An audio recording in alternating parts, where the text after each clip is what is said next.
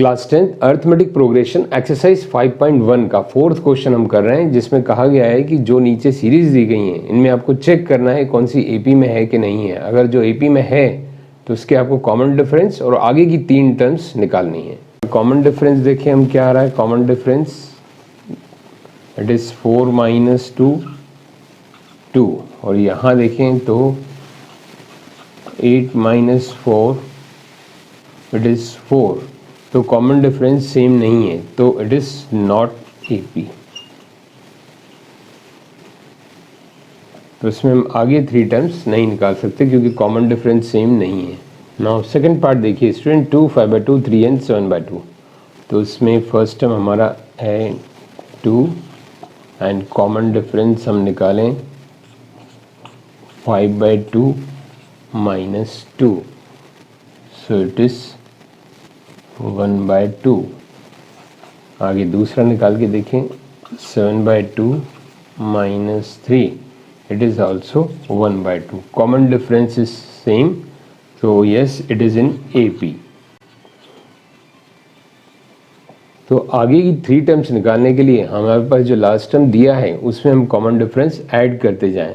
तो it is 7/2 plus 1/2, so it is 8/2 means 4। अब 4 में फिर हम ऐड करें 4 प्लस जो कॉमन डिफरेंस है हर टर्म में हम ऐड करते जाएं। 1/2 जैसा कि जनरल एक्सप्रेशन में रहता है a प्लस डी। देन ये आ गया 4 एंड दिस विल बी 9/2। एक ये आ गया, एक ये आ गया, और एक अगली टर्म निकालें तो 9/2 प्लस 1/2 इट इज 10/2, तो दिस विल बी 5। सो हमारे पास नेक्स्ट 3 टर्म्स क्या आ गई, this is 4 9/2 and 5। So this is our answer 4 9/2 and 5। तो फर्स्ट ऑफ ऑल तो हमको लिखना है कि ये एपी में है, यस, और दूसरा अगली 3 टर्म्स पूछा गया तो 3 terms are this is our answer. Now third part student, A है अपना 1.2 एंड कॉमन डिफरेंस किसी को भी हम माइनस करके देखें, -3.2 माइनस ये माइनस का ध्यान रखना है 1.2। ये माइनस फार्मूला है, succeeding term minus preceding term, और ये इसका माइनस है। So this will be -3.2 minus minus plus 1.2 subtract किया, so it is -2। So common difference हमारे पास आ गया -2। अब आगे की 3 टर्म्स हमें जो निकालनी है, तो जो भी लास्ट टर्म है उसमें कॉमन डिफरेंस को ऐड करते जाएं। तो इट इज -7.2 प्लस -2, तो this will B -7.2 -2, this is -9.2। The next term ये हो गई। अब इसमें और d माइनस करें, जो हमारे पास टर्म आ गई -9.2 प्लस -2, सो ये आ गया -11.2, then -11.2 plus -2, so it is -13.2। so हमारी 3 टर्म्स क्या होंगी, this one -9.2, this one and this one. So हमारा आंसर एक तो yes it is in AP, yes it is in AP and terms are -9.2 -11.2 and -13.2।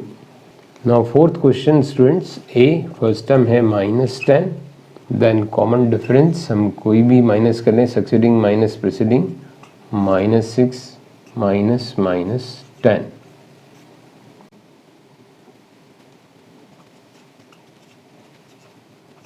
Check कर लें AP में है कि नहीं, -2 -6, so it is -2 plus 6, so it is 4, means common difference 4 सही है। तो it is in AP। तो ये AP में है, ये तो निश्चित हो गया, फिक्स हो गया। अब इसकी आगे की 3 टर्म्स हम निकालें। So student first term in common difference मैंने लिख के रख लिया है। अब आगे की 3 टर्म्स निकालें तो लास्ट टर्म में हम क्या ऐड करें, कॉमन डिफरेंस 4, तो इट इज 6। अब 6 में फिर 4 ऐड करें तो अगली टर्म हो गई 10। 10 में अगली फिर से कॉमन डिफरेंस ऐड करें तो it is 14। So these are the next 3 terms. तो हमारा आंसर क्या हो गया इसका 6, 10, 14। पहले तो हमने ये देख लिया, चेक कर लिया कॉमन डिफरेंस से एपी में है कि नहीं, फिर ये आगे की 3 टर्म्स निकालने को कहा गया है। तो this is our answer for next 3 terms. Now next question under roots का है, तो इसमें ए हमारा आ गया है 3 and common difference succeeding minus preceding करके देखें। 3 plus √2 minus 3, 3 cancel, so it is √2। अब चेक कर लें क्या ये भी सही है। 3 प्लस 2√2 अगली टर्म, फिर पिछली टर्म माइनस 3 प्लस √2। तो स्टूडेंट यहाँ ध्यान रखना आपको ब्रैकेट लगाना है, तो ब्रैकेट से आपको आसानी होगी। तो ये 3 कैंसिल मीन्स इसको ओपन करके ही मैं आपको बता देता हूँ, इट इज़ -3 माइनस √2। तो 3 cancel, 2√2 minus √2, 2 times of √2 and √2 subtract होगी क्या आ जाएगा, इट इज़ √2। तो कॉमन डिफरेंस आप देख सकते हैं सेम है। So first of all we will write yes it is in AP। अब नेक्स्ट टर्म्स निकालने के लिए जो लास्ट टर्म है इसमें कॉमन डिफरेंस ऐड करें। तो 3 plus 3√2 plus √2, it will B 3 plus, अब देखिए 3 टाइम्स एंड 1 टाइम, तो it is 4 times √2। So irrational number operation में आपको कंफ्यूज नहीं होना है। 3 प्लस 4√2 आ गया 1। अब और अगली टर्म निकालना है तो इसमें ऐड करें D, so it is 3 plus 4√2 and again √2, so this will B 3 plus 5√2। अब 3 प्लस 5√2 में भी फिर कॉमन डिफरेंस ऐड करें √2, सो इट इज़ 3 प्लस 6√2। तो हमारे जो नेक्स्ट टर्म्स हैं वो क्या क्या हो गए, एक तो 3 प्लस 4√2, 3 प्लस 5√2 एंड 3 प्लस 6√2। तो पहले तो हमने ये चेक कर लिया IP में है। अब हमारे जो आंसर्स हैं नेक्स्ट टर्म के लिए वो आपको हाईलाइट करना चाहिए। 3 plus 4√2, 3 plus 5√2 and 3 plus 6√2। Now student next part देखिए आप, इसमें आप देख सकते हैं दिख ही रहा है AP में नहीं है क्योंकि 2 ये डेसिमल के बाद बढ़ रहा है। आप फिर भी चेक करके देखते हैं हम। D क्या लेंगे, succeeding term minus preceding term, 0.22 minus 0.2, so it is coming 0.02। फिर अगली चेक कर लेते हैं हम, 0.222 minus 0.22, so it will become 2002। तो यहाँ आप देख सकते हैं ये अलग अलग आ रहा है कॉमन डिफरेंस, तो this is not in AP। जब AP में नहीं है तो अगली टर्म देखिए नहीं निकालें। फर्स्ट टर्म है यहाँ पर 0 एंड कॉमन डिफरेंस हम निकालें सक्सीडिंग माइनस प्रीसीडिंग, तो it will B -4 minus -4, so it will be -8 plus 4 means -4। Confirm करें ये AP में है कि नहीं है, आगे की टर्म और हम सेपरेट करें। So D is equal to again -12 minus -8, so it is -12 plus 8 is equal to -4। मतलब कॉमन डिफरेंस देखिए -4 आ रहा है, यहाँ भी कॉमन डिफरेंस -4 आ रहा है, तो yes it is in AP। तो ये कंफर्म हो गया AP में है। अब आगे की 3 टर्म्स 4 टर्म्स और निकालें हम। फर्स्ट टर्म मैंने लिख कर रखा है, कॉमन डिफरेंस भी लिख कर रखा है। अब आगे की टर्म्स निकालने के लिए लास्ट टर्म में हम कॉमन डिफरेंस को ऐड करें, -4 plus -4, so it will B -12 minus 4 यानी कि -16। अब -16 अपनी लास्ट टर्म हो गई, फिर कॉमन डिफरेंस ऐड करें तो it is -4, so -16 -4, so it is -20। सो अब डायरेक्ट भी आप निकाल सकते हैं। देखिए -4 ऐड होता जा रहा है, -16 -20, तो नेक्स्ट टर्म होगी -24 -28। तो हमारा आंसर जो हो जाएगा वो क्या हो जाएगा, -16 एंड -20 और -4 ऐड करें तो -24 और आगे करें तो -28। सो इट इज़ AP। ये पहले हमने चेक करके लिखा और अब आंसर हमारा जो नेक्स्ट 4 टर्म से निकाला वो ये है। 8th पार्ट देखिए स्टूडेंट, सेम टर्म्स। तो ये MCQ में क्वेश्चन ऐसे आते हैं, तो सेम टर्म जब भी हो तो आप बिना सोचे समझे बोल सकते हैं AP में है, क्योंकि देखिए यहाँ पहले हम फर्स्ट टर्म लिखें तो कॉमन डिफरेंस क्या होगा, हमेशा 0 होगा। इसको करें तो भी 0, इसको करें किसी को भी सक्सेडिंग माइनस प्रीसीडिंग करें तो 0 होगा सेम टर्म, तो इट इज़ इन AP। तो ये तो तय हो गया, दिस इज़ इन AP। अब इसकी नेक्स्ट टर्म निकालने के लिए आपको कुछ भी नहीं करना है, कॉमन डिफरेंस ऐड करना है, मतलब सेम टर्म्स आएंगी। तो नेक्स्ट टर्म भी हमारी क्या होगी, -1/2 -1/2 -1/2 एंड -1/2, जो नेक्स्ट 4 टर्म है, क्योंकि हम D यानी कि 0 को ऐड करेंगे तो यही नंबर रिपीट होगा। सो this is answer for the next 4 term. हाँ स्टूडेंट, 9th एंड 10th इकट्ठा मैंने लिख लिया है क्योंकि दोनों बहुत इजी हैं। देखिए यहाँ पर फर्स्ट टर्म है हमारी 9th में 1 एंड कॉमन डिफरेंस देखें 9 - 3 इट इज़ 6, और यहाँ देखिए D कॉमन डिफरेंस 29 - 7 18। तो common difference is not same, तो this is not in AP। तो AP में नहीं है तो आगे की 4 टर्म्स हम नहीं निकालेंगे।